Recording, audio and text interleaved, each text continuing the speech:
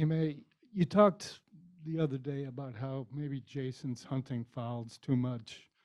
He only took 5 free throws, so he obviously wasn't successful at it. Just what does he have to do to get to the line more? Say play more physical on his drives.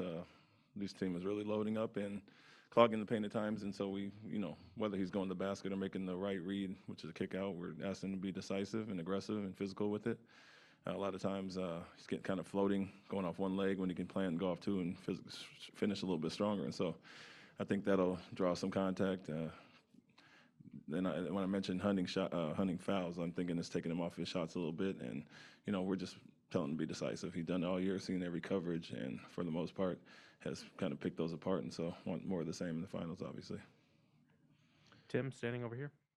Normal minutes for Robert and starting. Yes. You guys have talked a bunch about the third quarter. Obviously, it hasn't gone the way you necessarily wanted to overall in this series. When you look back at them, what is sort of the recurring theme that you see that caused you guys to not have kind of be to the level that you want to be? I think turnovers and a little poor offense has really got them out and ignited their break a little bit. And so within the series, that's been a sign of if we're doing well or not, and that's the turnovers. And a lot of times coming out of the third, we've had some poor possessions offensively, which have led to that. But we've had good starts overall. Just have to translate from that from the first quarter to third. Steve in the fourth row on the right side. Hi, Steve Ashburn with NBA.com. How important is it that Steph feels the defense, and as elusive as he can be, how difficult is that sometimes?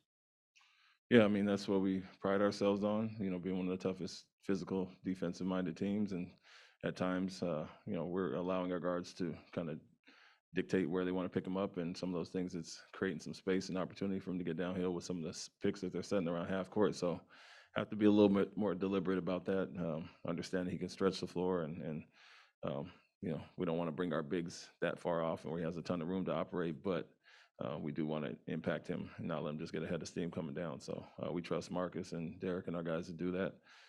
Everybody else to kind of load up behind, and he's obviously one of the best at it. So with his range and ball handling ability, playmaking ability, puts you in certain predicaments that are tough for you. Dan over here. Hi, Ime, Dan Roach from WBZ. Just a thought on your 8 postseason road wins, and how much confidence does that give you coming into a game like tonight as the games get bigger? Yeah, it's kind of who we've been second half of the season, even before the postseason started. Bounce back and kind of have a let the last game go mentality and move on to the next. And I think the tough road we've been through in the playoffs so far with the elimination games against Milwaukee and the Miami Game 7 at their place obviously bodes well for us. And we, as I've said quite a bit, we put it behind us pretty quickly and move on. Understand the opportunities that were lost and some of the things we could have done better, but our guys are resilient, have been through quite a tough road against some high-quality teams, and that'll work well for us tonight. Third row on this side. Brian Robb, Mass Live. Ime, your lineup-wise, you've been pretty evenly split last couple games between going with 2 bigs versus having 1 big on the floor. Is that strictly a game flow decision for you at this point in terms of, or do you want to kind of see a little bit of both of those groupings when you're going up against Warriors here? Yeah, it's been both. It's been a flow of the game. I think Derek was obviously playing extremely well and kind of took some of the Grant's minutes and with the smaller lineup, and so we like that. But at the same time, Rob has finished games with Allen when they're both playing well, and so I think we can match whatever Golden State does with our big and small lineups, and so it's more flow of how guys are playing. I think they are trying to take some of put some size on the floor when we have 1 big, bringing Looney back in some, so we can kind of counter that if we want to go bigger at that time. But a lot of it has to do with who's playing well and what lineups and units are playing well together. John? John Corrales, Boston Sports Journal. How much of your time, your game prep, is dedicated to maybe finding that one big adjustment that you can throw at them versus just trying to perfect what you've been doing all along? A little bit of both. I think we don't want to overreact to, Curry is playing well, obviously, but we feel we don't want to lose sight of the big picture, and a lot has to do with our offense. And, like I said, we've played them evenly in wins and losses defensively. Offensively, we've kind of had a big step back in our 2 losses as opposed to the 120, 116 we had in the wins. And so holding them to 107 or 100 or around that area, if we're playing offense, I think we finished the last game off with a victory. And so not overreact to what we're doing with him and holding everybody else in check, but also tightening up some things offensively. And so seeing the big picture of what it is and not just Curry getting loose. But at the same time, we do have things we can do to make him more uncomfortable without opening up everything else to Draymond and the shooters and the movers. Davide, back center. Coach Davide Chinelato with the Gazzetta in Italy. You've been great in responding to a loss in these playoffs. Do you think it's more a mental thing or a adjustment things? It's both. I think our guys are resilient and tough and get pissed about certain losses, the way we're losing some games. And so we get a good focus coming back in, but at the same time, we do zero in on a few things that we could have done better and in losses and, tighten up in those areas. And so our biggest thing has been the carryover after the wins. And so it's been good for us so far and look forward for that happening tonight, but we'd like to, get a little more consistent after the wins for sure. Barry, over here. Hey, Barry Bloom from Sportico.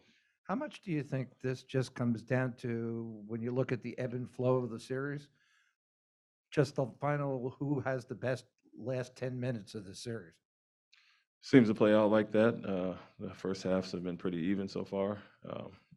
Their third quarters have been better, and our fourths have been better overall, other than the last 5 minutes of the last fourth. And so, in general, I think offensively, we don't want to understate how important that is for us in defending them. Did get stagnant last game. Took some threes that were contested. We could have drove those, and then obviously they hit some big shots. And so, offensively, taking care of the ball, that all plays into how well we can defend them in the half court and limit their runs getting out. And so, at times it seems like that, but we got to be better in the third to kind of counter some of the third quarters they've been having to not have to play from behind as much. Cameron, second row. Hey, Coach. Cameron Buford, Voice of the Fans. A lot's been talked about Jayson Tatum's shot selection over the last couple of days. Are you comfortable with the looks that he's getting? Yeah, I think he's getting some solid ones. He's shooting okay from three. I think it's the finishes around the basket that he's, kind of falling off the numbers wise as far as that. But getting there and making the right reads is the main thing. And I've mentioned the 2 wins. He's picking the gym apart. Has 13 and 9 assists in those, and then 5 in the losses. And so, as aggressive as we want him to be, he knows what's going to be there waiting for him if he over penetrates. And sometimes it's taking that 1 or 2 less dribbles and finding guys like he's done, and kind of keeping himself out of bad situations. But we do want him to get downhill, get aggressive, and use his size. It's more so the strong finishes and less looking for fouls that have kind of taken off some of his shots and equated to some of his misses. Joe, second row over here. Ime. For the last game, Steve made a lineup change. He took Looney out and moved him to the second unit. How do you think that impacted what you guys do, and is it something you actually have to adjust to for Game 5? Size-wise, I think Looney's been obviously solid, hurt us on the glass some games, and the counter to that is we can get our bigs out sooner and bring them back when he comes in. And I think part of it was to have him out there when Rob or we go with one big. And so I wouldn't say it was a huge impact in the first. Still evenly played for the most part. Us being up 5 or so most of the first, second, third. He hurt us late in the game, and obviously it went with him over Green, and he had an impact on the game. So not just him, Wiggins and some of the guys, I think their offensive rebounding is a key for them, and Looney's a big part of that. Any other questions for Coach? All right, thanks, Coach.